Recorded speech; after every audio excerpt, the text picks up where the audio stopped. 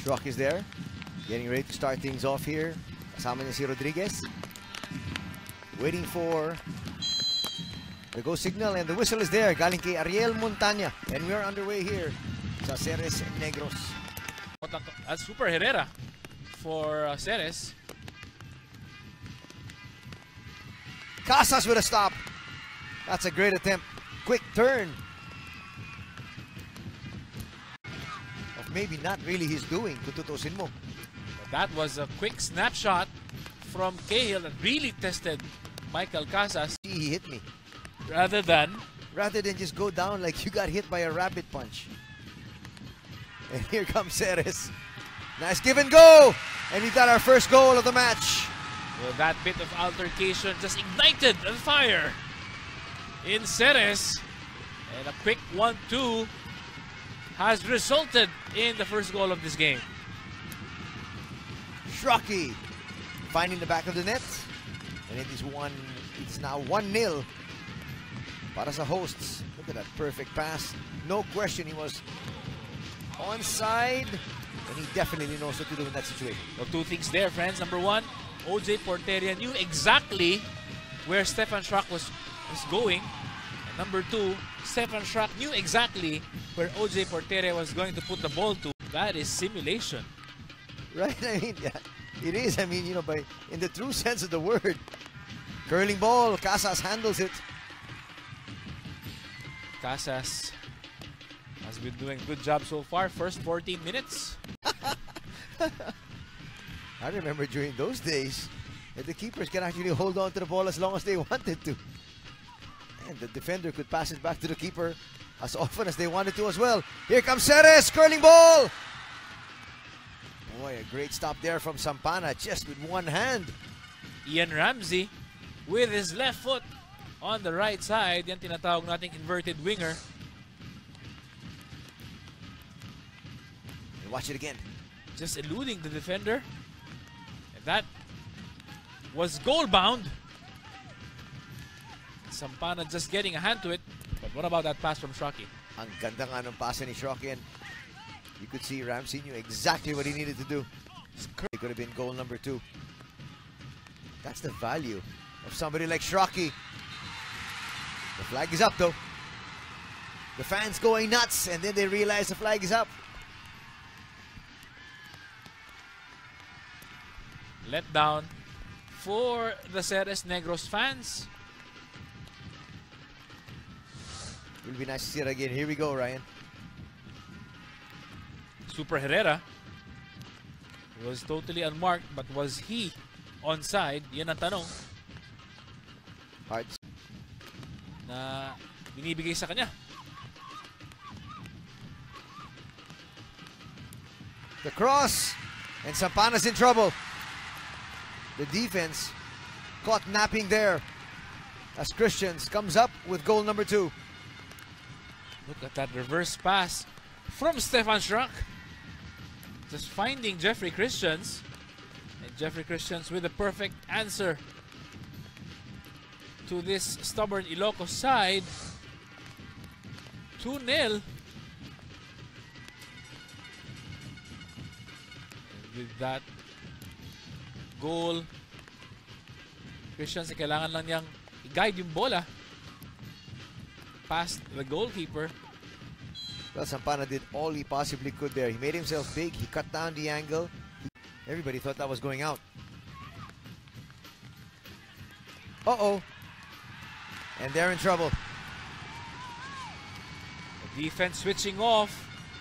And Rodriguez with the third Ceres goal. The defense switched off. And as you said, kanina akala nila outside na yung bola. But Ceres regrouped. Well, it looked like it was going outside.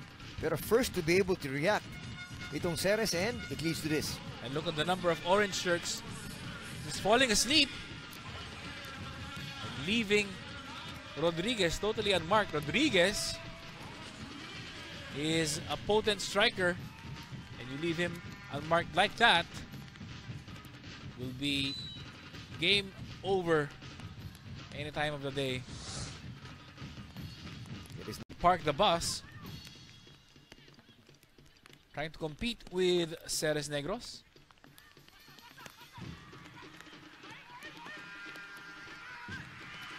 Sampana not able to get to it. And they stopped that from being goal number 4.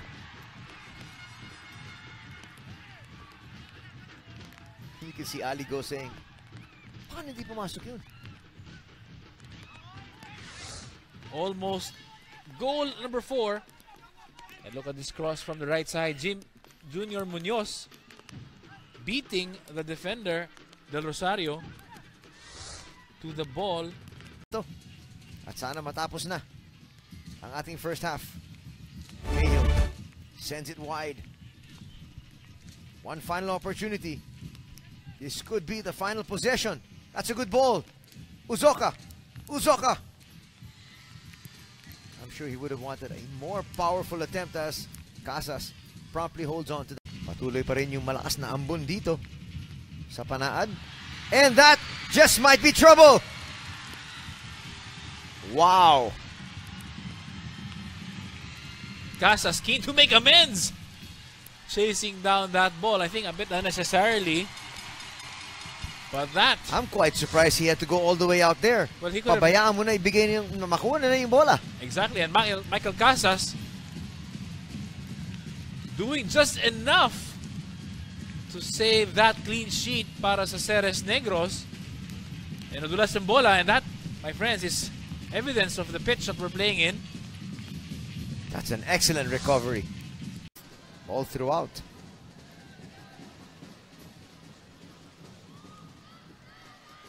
And again, Casas getting into that one.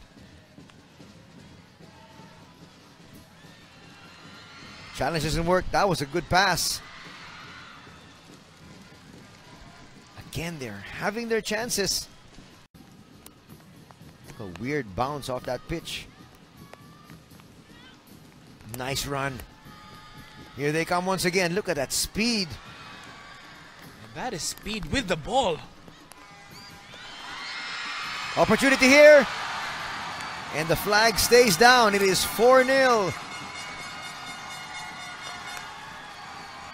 Just as we were lauding the defensive efforts ng Ilocos, Ceres Negros, kahit na sila ay nasa cruise control, still able to conjure a 4th goal. Look at the frustration from John Kanayama, the captain of Ilocos. But this one was neat and tidy for OJ Porteria. And did you hear the fans? Ngayon naniniwala ka na sa akin, gusto na ibaon. Kung po pwedeng hindi lang 6 feet under, kung 10 feet under, po pwede pa. Gagawin nila. Well, so far, nakabaon na ang Ilocos United. 4-0 under.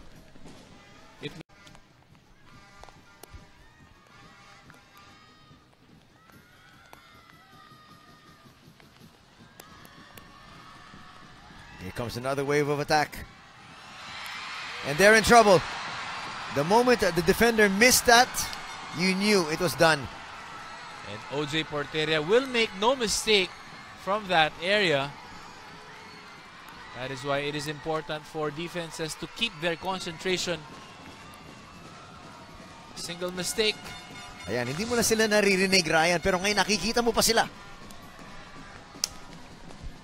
Watch it here once again. The defender trying to head that away. And it falls into the lap of OJ. Into the waiting arms and legs of Porteria. He will not make any mistake. You have to give credit as well to the pass from the right side. Ang bilis talaga ng takbo na yun from Ian Ramsey, and 2 goals from that man there na si OJ Porteria. That's great control. Boy, that would have been part of the highlight reel, not just for this season, but for years to come, if he was able to complete that one from Ramsey. Well, Ian Ramsey, no love lost between him and Willie Ebanda as well. That is good skill from the Phil-Australian. Control the ball and just flicking it overhead. He was not really totally aware where the goal was. His back was to the goal was going to. Sampana came out. Hindi na umabot sa kanya yung bola. And it finds the back of the net once again, and it's super. You did mention that you wanted 6 goals.